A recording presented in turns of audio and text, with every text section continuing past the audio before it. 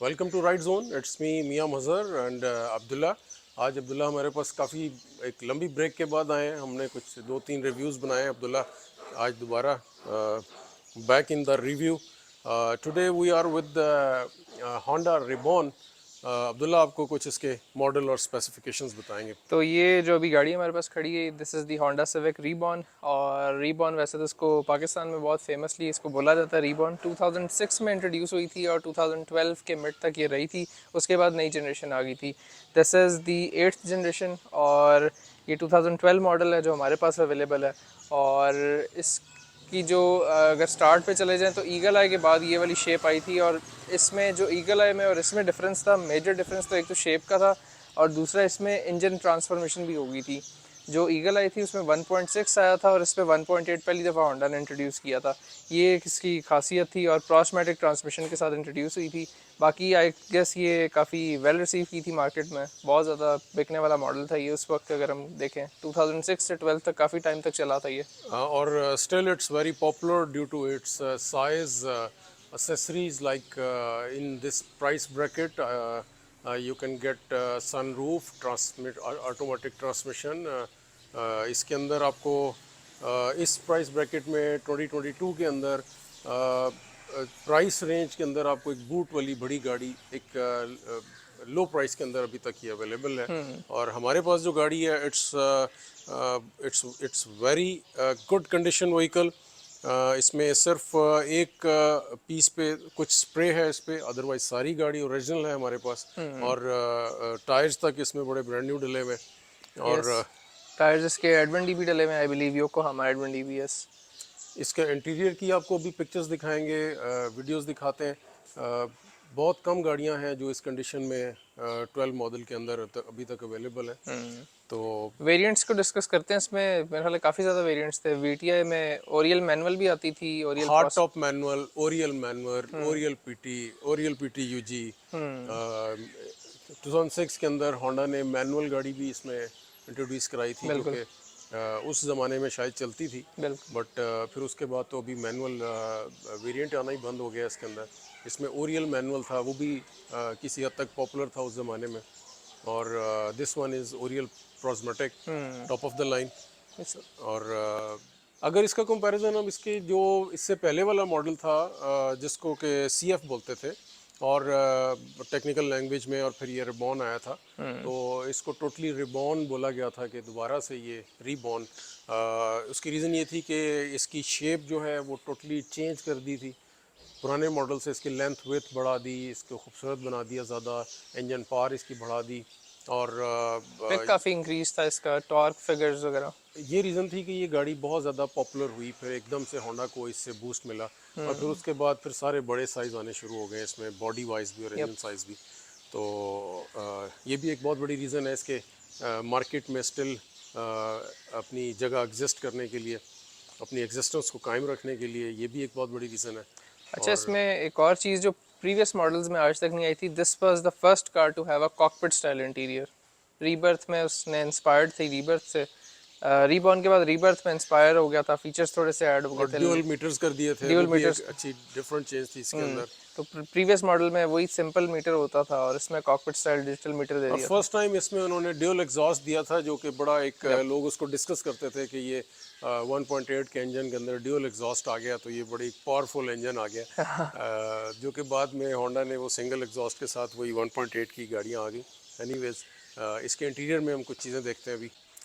इसमें होंडा ने Honda ivy take 1.8 का इंजन इंट्रोड्यूस किया था जो कि इसके प्रीवियस जनरेशन से इम्प्रूव्ड इंजन था। इसकी पिक और इसका टॉर्क बहुत ज़्यादा था। ऑब्वियसली इसके हॉर्स पावर्स भी ज़्यादा हैं, 1.8 के अंदर है। इससे पहले 1.3, 1.5, 1.6 के इंजन आते थे। ये इंजन वाइज भी इम्प्रूव किया इसको। अभी आपको इसकी इंटीरियर दिखाते हैं। अच्छा, इंटीरियर की तरफ जाने से पहले इसकी साइड प्रोफाइल को देख लेते हैं। तो टायर्स की तरफ आते हैं तो इसमें योकोहामा एडवन डीबी के टायर्स डले हुए हैं और these are brand new tyres. और अगर आजकल की मार्केट में हम देखें तो these tyres cost a lot. आजकल की जो मार्केट इसकी चल रही है इसमें तकरीबन 100,000 के इसके टायर्स हैं। और ये एक बड़ा प्लस पॉइंट है while you are buying a used car. अगर किसी गाड़ी के टायर ही ड्यू हैं तो they will cost you around 100K। अगर तो आपने योकोहामा या किसी अच्छे ब्रांड पे जाना है। चाइनीज़ टायर्स की भी ऑफरिंग है, लेकिन वो भी क्लोज टू 60-70 के पे पड़ जाते हैं आपको। तो this is an important factor. Side profile में साइड मिरर इन्होंने चेंज किया था, और साइड मिरर में पहली बार इंडिकेटर्स दे दिए थे इन्होंने। और ये ईगल आई जो प्रीवियस मॉडल था उसमें नहीं थे, और उसकी जो ईगल आई में आते थे वो फेंडर इंसुलेटेड थे, और इसके अंदर इन्होंने साइड मिरर के अंदर इंडिकेटर दे दिया था। और की इन्होंने चेंज कर दी थी, ये रिमोट की दे दी थी, और लॉक अनलॉक की ये दो ऑप्शन हैं इसमें। इसमें बूट ओपनिंग की नहीं थी, रीबर्थ के अंदर इन्होंने बूट ओपनिंग की इंट्रोड्यूस की थी। इमोबिलाइज़र की सिस्टम है इसके अंदर एंटी थेफ्ट के साथ। अगर कोई और इसको किसी और की से खोलने की कोशिश करेगा तो ये बीप करना शुरू हो जाएगी with Hawking. And side profile की तरफ आते हैं। This car has door visors, इनको एयर प्रेस भी बोलते हैं, सन वाइजर्स भी बोलते हैं। इंटीरियर की तरफ चलते हैं तो you can see a fresh interior. This car is only 78,000 kilometres driven.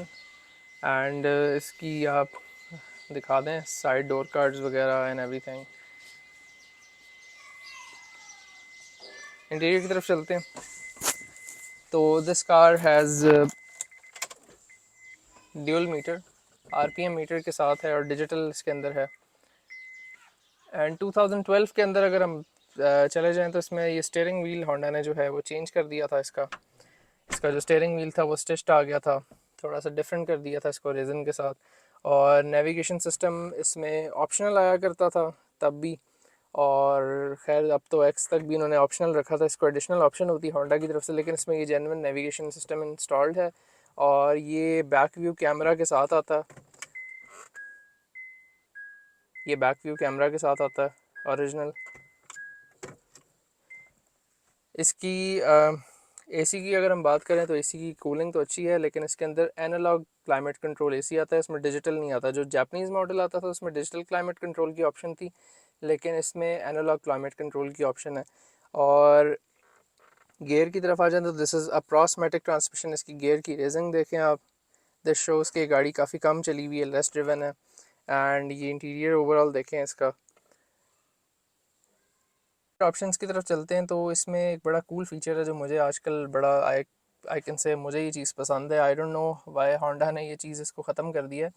इसकी अगर आपने इंटीरियर की जो मीटर की जो लाइट्स हैं उसको अगर डिम करना हो नाइट टाइम के लिए, तो आप इसको बटन से जो है ना, आप इसको बटन से with the help off button आप इसको डिक्रीज़ भी कर सकते हैं इसकी लाइट, और इसको आप इंक्रीज़ भी कर सकते हैं। इसी के साथ आपको ये सेल रीसेट जो आपका ट्रिप ए बी है, इसको भी आप रीसेट कर सकते हैं यहाँ से with the help of just a button. और अब आजकल की जो मॉडर्न कार्स हैं उनमें वो एक ब्लैक कलर का डायल होता है, वो मीटर के अंदर होता है, उसको आप प्रेस करके रखते हो तो ये चीज़ें चेंज होती हैं। इसके साइड व्यू मिरर्स रिट्रैक्टेबल होते हैं with the help of a button, और ये रिट्रैक्ट हो गए हैं अब with the help of just a button, ये रिट्रैक्ट हो गए हैं।